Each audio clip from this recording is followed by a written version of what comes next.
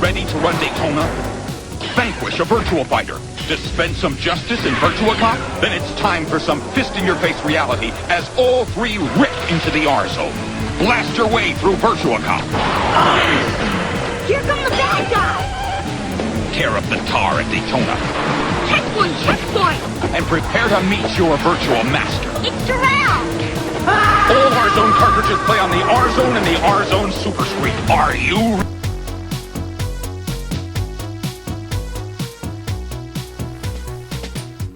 Hello and welcome to another dimly illuminated glance into video gaming's past with ReplayRetro, where this week we take a look at a system that's hopefully all mirrors and no smoke, with the R-Zone. In the late 80s and most of the 90s, Tiger Electronics were well known for producing a vast range of handheld LCD games based on popular franchises of the time. These games were very simplistic, but also very cheap and required no extra hardware or accessories, making them popular birthday presents as parents didn't need to know if a child already had the right hardware to play the game. While these were popular on the playground and were regularly swapped amongst their owners, there was no doubt that they couldn't compete with Nintendo's extremely successful Game Boy, with its far better graphics and large range of interchangeable games with much greater variety of gameplay than Tiger's one-shot LCDs. The handheld had dominated the portable gaming market. And Tiger were very interested in finding their own way into this market. They wanted to create their own handheld cartridge-based console using their impressive range of licenses. But, having seen the defeat of Sega's Game Gear, as well as the failure of the Atari Lynx, they knew the Game Boy was too firmly entrenched to take on directly. However, in the mid-90s, virtual reality was the exciting new technology everyone believed was just around the corner. And with Nintendo getting ready to release their effort with the Virtual Boy, Tiger saw their opportunity to go up against a new system with no market hold. At least, that's the theory behind why the R-Zone was head-mounted and used red graphics. Tiger have never actually confirmed this, and the technology is totally different, so perhaps it's all just a coincidence. Either way, the R-Zone headgear launched in 1995, the same year as Virtual Boy, with impressive advertising showing what looked like really high-quality, deeply immersive games for the low price of just $30. However, look more closely at the advertising and you'll soon see the truth. In between the clips of games playing on systems such as the Saturn, you see brief glimpses of the actual R-Zone versions, and the two really couldn't be any more different. The truth of the matter is that R-Zone games were exactly the same as their LCD handheld equivalents. The cartridges simply provided the alternate graphics for each game. These were then projected onto a reflective surface in front of the player's right eye and controlled via a handheld pad. Then, just like the LCD games, different pre-drawn graphics would be lit to give the impression of movement. Sound was provided by the same mono speaker setup as the earlier handhelds too. In fact, all that changed was the method of display, the colour of the graphics, and the loss of the static coloured backgrounds. Add to this the fact that anyone wearing the R-Zone looked and sounded like a total idiot.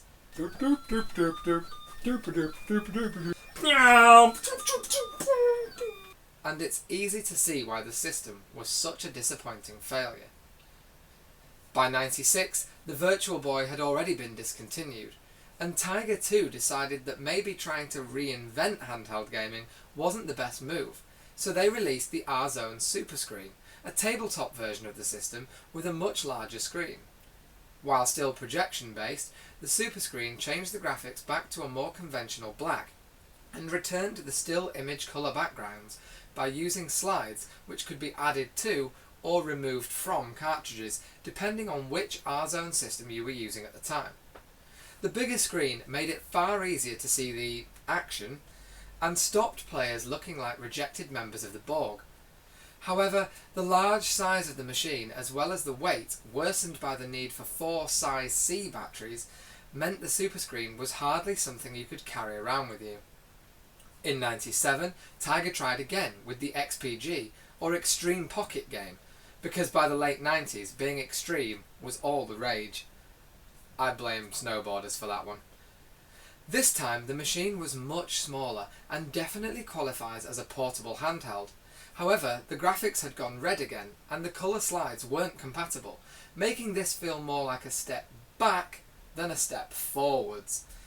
The sound was still awful, and of course the games were still simple copies of old pocket LCD games. But the design of the system was actually pretty cool, with the games projected onto a pop-out mirror on the back of the device. However, this meant the easier viewing angle from the Super Screen was another enhancement Tiger chose to ignore. At least the use of AAA batteries kept the weight down. Finally, Tiger would go on to create just one more version of the system, and it's this fourth version that always seems to be forgotten about. Maybe because it's so rare, or maybe because people just give up on the R-Zone by this point. The R-Zone Data Zone is an electronic data organizer with the usual phone book, calendar, calculator, whatever else functionality, but it also featured an R-Zone cartridge slot and dedicated controls. This time around, Tiger scrapped the red graphics and projection ideas altogether. The cartridges simply slide into the unit and play exactly as you would expect LCD games to play. It even accepts the colour slides from the Super Screen version. And with the lid closed, the data organizer goes away, and the device becomes purely an R-Zone handheld. The games are of course as simplistic as ever, and the sound hasn't changed. But when you strip away the data organizer, Tiger had finally managed to make a functional version of their affordable, exchangeable cartridge LCD gaming system. But before we see what happened next, let's take a look at some of the hardware and of course a few of the games. These are the R-Zone variants that I do have then. You have the headgear, Super Screen and XPG. Unfortunately, I don't have a data zone as they're just incredibly hard to get hold of and I've had no luck at all in tracking one down. They don't tend to go for a lot of money when they do sell because they're obscure and, well, pretty rubbish. But they are just very difficult to get hold of. So if anyone watching this actually does have a data zone that they would be willing to sell me or would be willing to even just lend me for a quick review, I would be very grateful for that, and please get in touch with me via Twitter, Facebook or YouTube, however you choose, and I'm sure we can come to some kind of a deal. So we'll take a look at the versions I do have then first. We'll start with, of course, the headgear, the original R-Zone unit.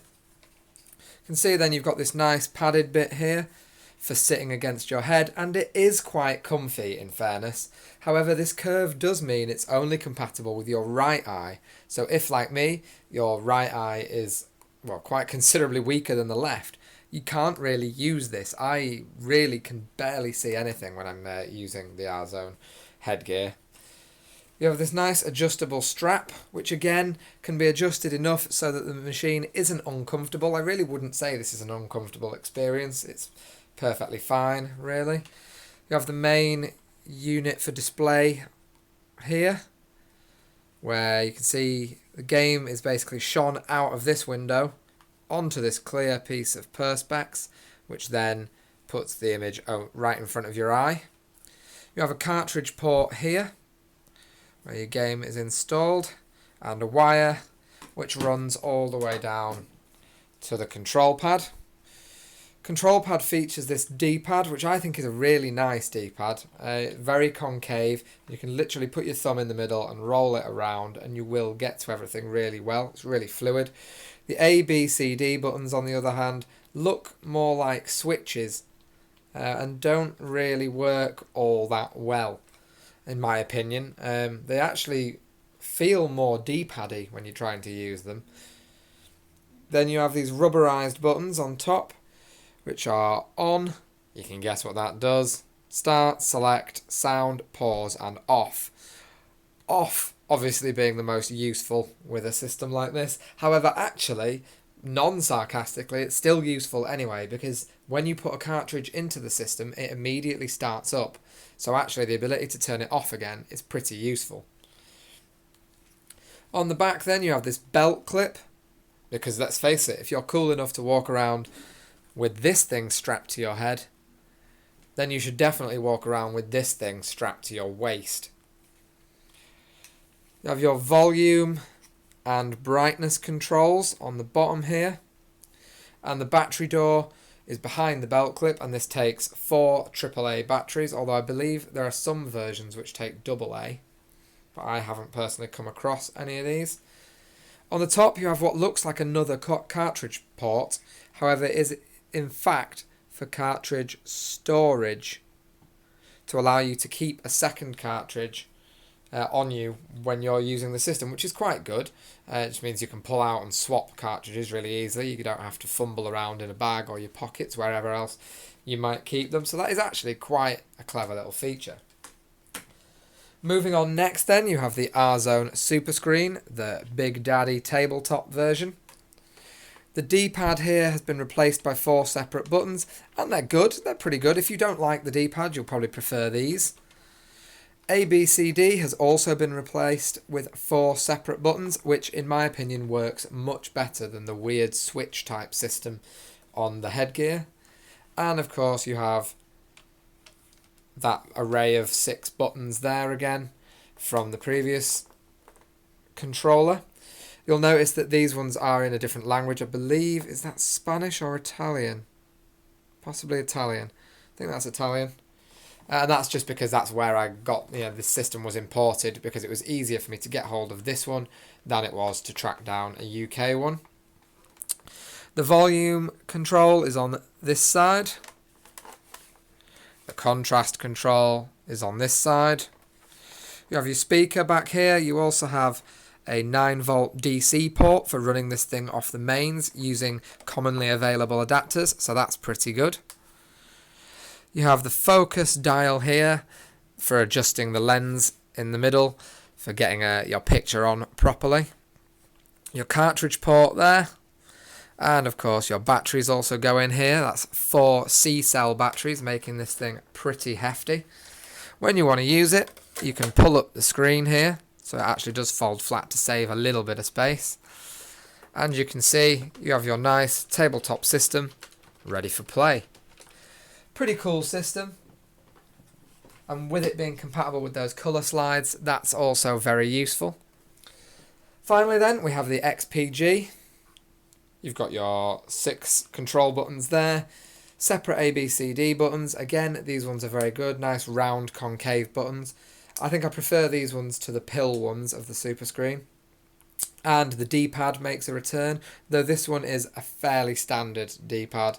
I don't like it as much as the headgear one, but those people who, don't like the nature of that one will definitely prefer this one. It's a perfectly functional D-pad. You have a speaker here, as well as a fake speaker there, to fake the stereo sound, which this machine doesn't have. Your battery ports on the back for 4 AAA batteries again. And oddly enough, I don't think actually this one has the volume or contrast sliders. No, I don't think it does. There you go. Where's the screen? Well, the screen is just in front of the cartridge port, which is here. You pull it out, extend it, and there is your mirror for reflecting the games onto. It's quite cool looking. It's very futuristic looking, at least. It almost looks as if you're expecting it to fire out some kind of holographic display, which, unfortunately it doesn't. But it is quite a cool system. It's just a shame that that whole reflective thing was really unnecessary. A screen is perfectly fine. Other than that, there is nothing really, wrong with this. It feels comfortable in the hand. I'm surprised they didn't use this layout again, really, for something else in future, just with a proper screen. So, what do the games look like? Well, the games look like this. They're quite small cartridges, with alignment arrows on top so that you put them in the system the right way around, and this big clear panel in the middle. Most of you will have probably already guessed that despite this panel appearing clear, it is in fact where the graphics are. That is where essentially that's your LCD display, which, as we've already mentioned, once that's slotted into the cartridge port, light would shine through here and reflect it onto there, or in the case of the headgear, it would reflect it onto the perspex, or of course mirror it using on the super screen's giant screen. If you are using the super screen or the data zone, you have the option of using one of these colour slides, which adds a little bit of background colour. You can see that there. And you do that simply by sliding the colour slide. Well, you do it the right way round, that would work a lot better. Sliding the colour slide onto the game cartridge, and then now you can see that that game has a colour background. Now, while you've got that colour background fresh in your mind, I'd just like to show you this. This is a Tiger Grip game. This one is actually dead from battery corrosion, sadly. But if you look at the screen there, notice the similarity. As I said, the R-Zone essentially is just copies of Tiger LCD games, and this is a Tiger LCD game. So how do the games play? Well, let's take a look now. Aha, there's an angle that works. Obviously this first game is playing on the headgear, and the first thing you'll notice is that wonderful sound. Yep, that's really good for your ears. Ah! This is going to be impossible. I'm turning off that sound before it makes me want to throw this out the window. Is there any way I can get the camera to see that any better? I could shine it directly at the projection surface, but I feel that that would be cheating. I'm also not going to be able to play this because I am holding the headgear while also trying to play the game with the controller. This is a bizarre setup. But you can see the general gist of the game here. This is Star Wars Millennium Falcon Challenge. And you can see you fly the Millennium Falcon through this asteroid field. You can shoot at stuff every now and again, but I only have enough hands to hold the R-Zone in place and use the D-pad. Let's turn the sound back on. Why not? I don't know if it'll turn back on for some reason. I've messed something up. Yeah.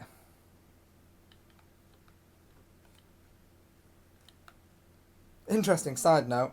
Because my right eye isn't very good, I can't actually play on the headgear.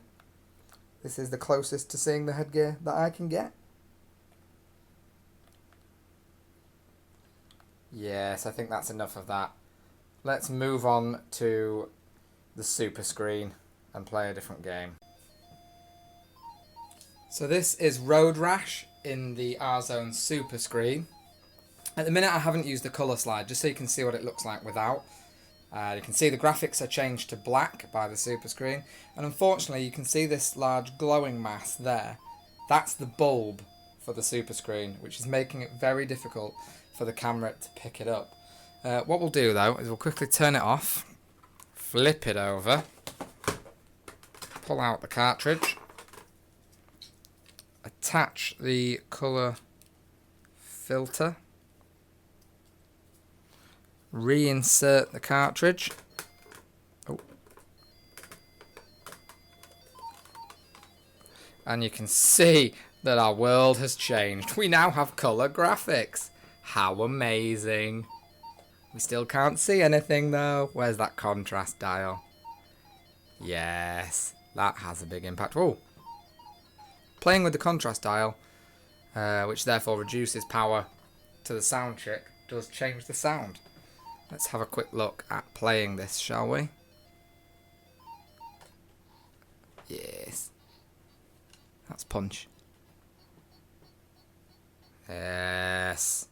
Look at it. Punch this guy, punch this guy. Or kick him, that's fine. Did I get him? Yeah, I got him. Oh, I got hit by a car. I don't know if you saw the car, but I did get hit by it.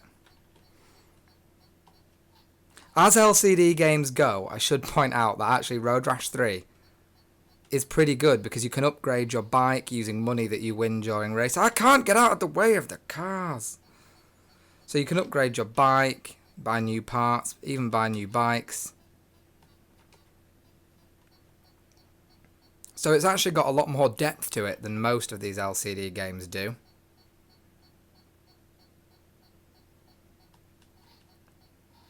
And as well, I think it's only fair to point out that with the beeping sound effects ignored, I don't know if you can hear some of the collision sound effects and stuff, but they're actually quite meaty. They're really crunchy, good sounds.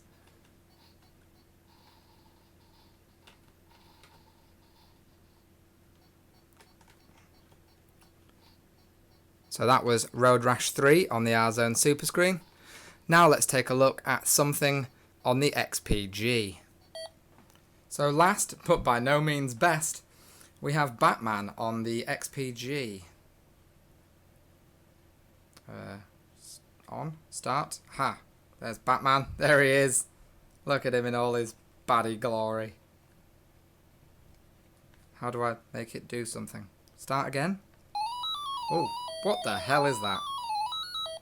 If anyone recognises that specific tune from Batman, you let me know. I think this is Batman and Robin, and I do not recognise that tune from it.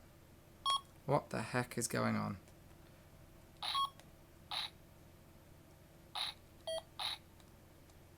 You can hear what I said, though, about those meaty sound effects. The punches and kicks. Oh, I think I just threw a bomb. It went off! It went off. What's going on? The punches and kicks do sound really good. It's just a pity everything else is just a beepy mess. And the graphics don't really resemble anything. Although that's a bit cruel. I suppose this vaguely looks like Batman when I look at it through the actual screen and rather than the camera's lens. Do I keep dying? Is that why it keeps going off?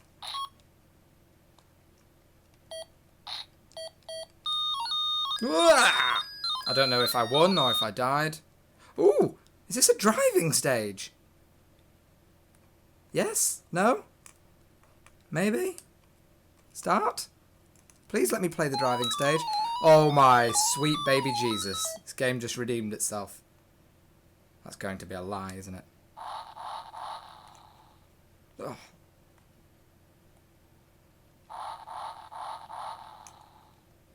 Apparently I can rev my engine repeatedly. That's about it. Can I fire anything? I'm pressing left and right and not a lot's happening. Start again. Oh, this is disappointing. This actually looked like the game was about to get good. Well, as good as a shoddy LCD on a badly projected screen with piss-poor sound effects can be. Oh, I think this is just Batman Rev Your Engine Simulator. I have no idea what's going on. Oh, it's Road Rash! It's Batman Road Rash! But I have to just rev my engine rather than going forward. If I constantly rev the engine, it looks like something is happening.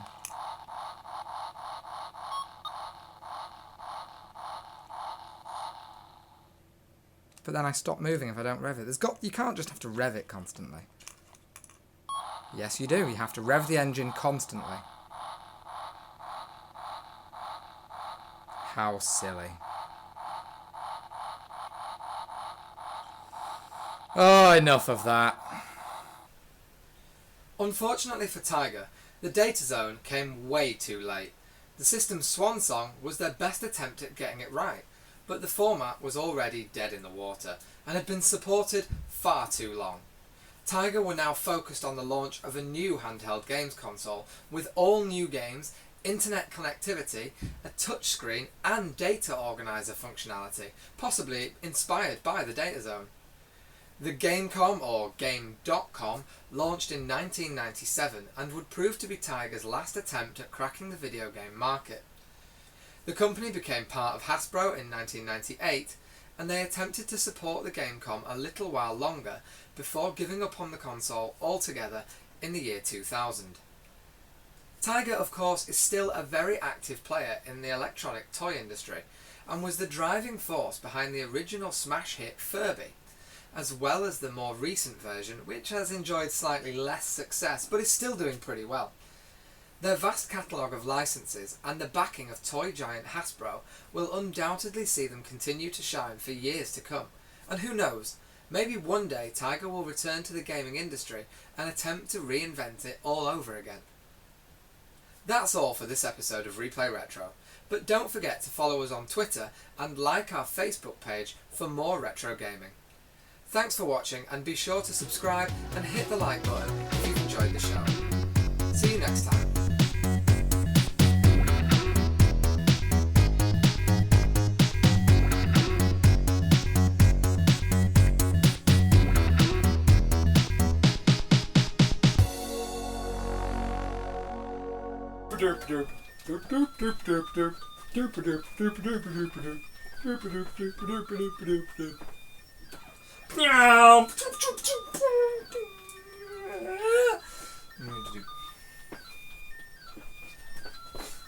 I'm so rad. I'm so rad, it hurts. Yeah, that's all I can think of for this bit.